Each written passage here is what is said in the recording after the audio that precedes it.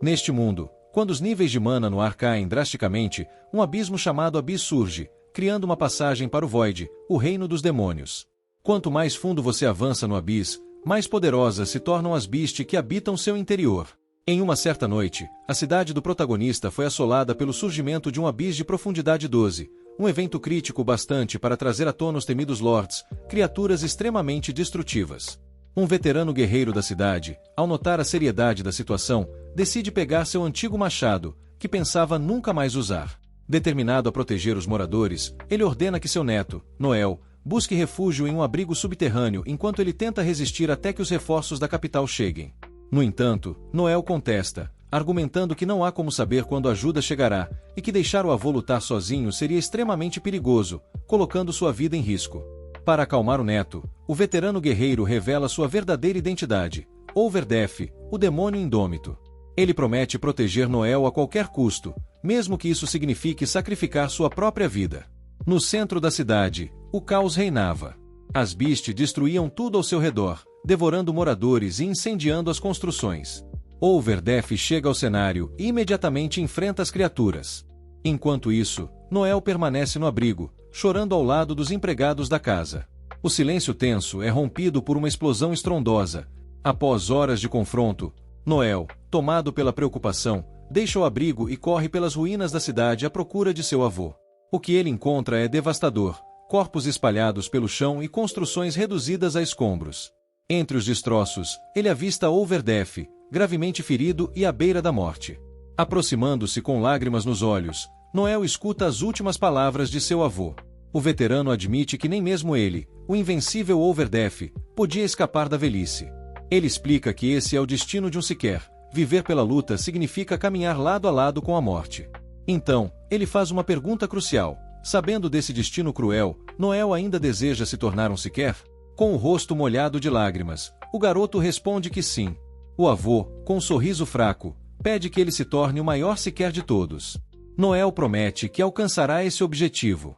Com o último e emocionado "Sempre te amei", Overdef exala seu último suspiro. Noel, de joelhos, chora diante da perda. 2 anos após a morte de Brandon, Noel cumpre a promessa feita ao avô e se junta a um grupo de caçadores de monstros. Em uma missão em uma caverna sombria, Noel organiza a equipe com precisão. Lloyd e Walter formam a linha de frente, interceptando os inimigos. Tânia fica na retaguarda, lançando feitiços de cegueira que criam oportunidades para os guerreiros avançarem.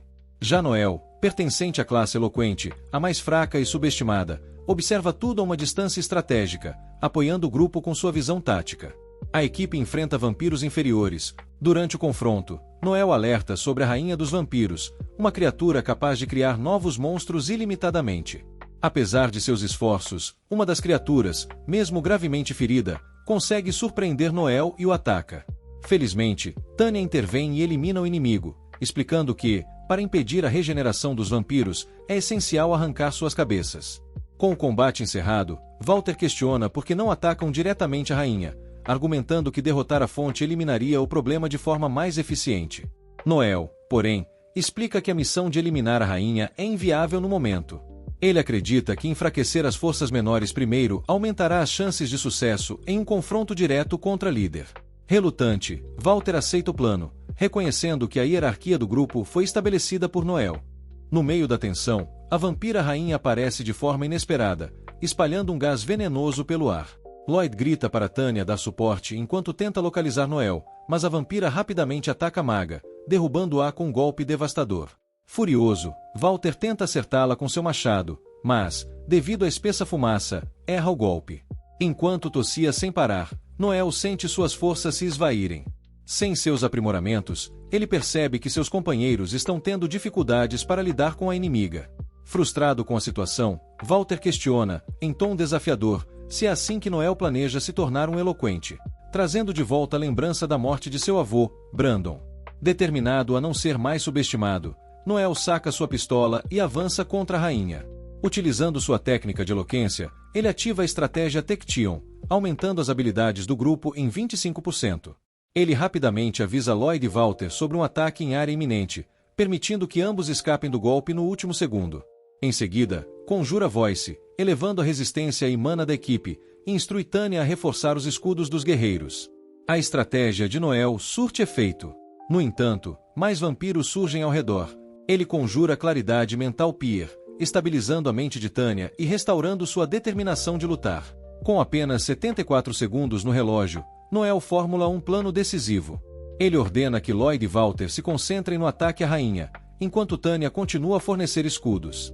Noel, por sua vez, utiliza sua arma mágica Silver Flame para atordoar os vampiros menores, congelando outros com a Ice Bullet. Ainda assim, um vampiro consegue escapar. Com apenas uma bala restante e o relógio marcando 43 segundos, Noel calcula que será atacado no segundo 28. Com uma expressão firme, ele ativa a estratégia plano em cadeia Assault Common e coordena um ataque final. Lloyd usa sua Aura Blade enquanto Walter executa o Dead Drive. Juntos, eles conseguem decapitar a rainha. Enquanto comemoram a vitória, um vampiro que estava perseguindo Noel quase o atinge. Noel, no entanto, percebe que, com a morte da rainha, os vampiros subordinados também devem parar de lutar. Quando o relógio chega a 0, o vampiro finalmente cai, confirmando o sucesso da missão. Com a tarefa concluída, seus companheiros repreendem Noel por ter adotado uma estratégia tão arriscada. No entanto, ele apenas sorri, lembrando-se dos tempos em que chorava com seu avô, por ser da classe mais fraca. Agora, Noel sabe que sua verdadeira força está na maneira como lidera e apoia seus aliados, provando que, mesmo sendo considerado fraco, sua estratégia pode mudar o rumo das batalhas. Certo dia, Brandon disse a Noel que ele se parecia muito com sua mãe, mas que, ao contrário dela, tinha um talento natural para ser sequer, assim como o próprio avô. Algum tempo depois, o grupo chega a Etrai, a capital imperial de Venen. Noel pensa sobre a possibilidade de ter um observador no grupo para ajudar nas missões. No entanto, decide que, por hora, o mais importante é ganhar experiência com os recursos que tem. Walter interrompe seus pensamentos e deduz que Noel está irritado com o pagamento da missão. Ele tenta acalmar o garoto, dizendo que sequer não deve se preocupar com dinheiro, e que, provavelmente, seu avô teria dito o mesmo. Contudo, Noel lembra de um dos ensinamentos de Brandon: sequer deve sempre ter o melhor equipamento disponível. Para Brandon, a notoriedade era uma honra para o sequer, e Noel nunca deveria se envergonhar de possuir uma armadura bem feita. Noel, com tom arrogante, encerra a conversa, o que irrita Walter, que o acusa de estar rachando o grupo com seu comportamento. A tensão entre os dois cresce. Noel provoca Walter, dizendo que o guerreiro se acha superior por ser 2 anos mais velho. Walter, por sua vez, acusa Noel de se esconder atrás da equipe e de ficar apenas dando ordens. O conflito esquenta, e Walter pega Noel pelo colarinho, ameaçando matá-lo. Noel, sem hesitar, aceita o desafio, mas antes que o confronto aconteça, Lloyd intervém e separa os dois. Após a confusão, a equipe Blue Beyond se reúne na praça e lamenta o pouco dinheiro que restou após a missão, devido às altas despesas. Lloyd tenta consolar os outros, dizendo que em breve surgirá uma boa oportunidade, mas Noel ressalta que missões com pagamentos altos são raras. Ele lembra que, ao contrário dos clãs, que recebem tarefas diretamente do governo, a Blue Beyond é uma equipe terceirizada e precisa pagar uma comissão elevada aos contratantes. Por isso, Noel sugere que o grupo use todo o dinheiro que tem para fundar seu próprio clã. Lloyd lembra que possui apenas 3 milhões de fios, enquanto o governo exige 20 milhões para fundar um clã. Noel, no entanto, se compromete a cobrir a diferença. Ele acredita que formar um clã é uma etapa crucial, já que o Império incentiva o crescimento do sequer, considerando os heróis do povo. Além disso, com a juventude, beleza e carisma de seus membros, a Blue Beyond certamente atrairia patrocinadores. Walter concorda com a ideia de formar o clã, pois deseja fama, dinheiro e mulheres o quanto antes. Porém, Tanya se opõe, achando que o grupo ainda não tem experiência suficiente para dar esse grande passo. A decisão final fica nas mãos de Lloyd, que afirma que, se o grupo decidir não fundar o clã, ele sairá. Seu sonho de ser maior que Overdeath não pode ser abandonado. Com isso, Lloyd concorda em fundar o clã e marca uma reunião em sua casa para discutir os detalhes. No fim, todos se separam, mas Tanya e Lloyd permanecem juntos na praça. No entanto, mais tarde, Noel e Walter descobrem que foram traídos. Tanya e Lloyd estavam deixando a cidade sem avisar a ninguém.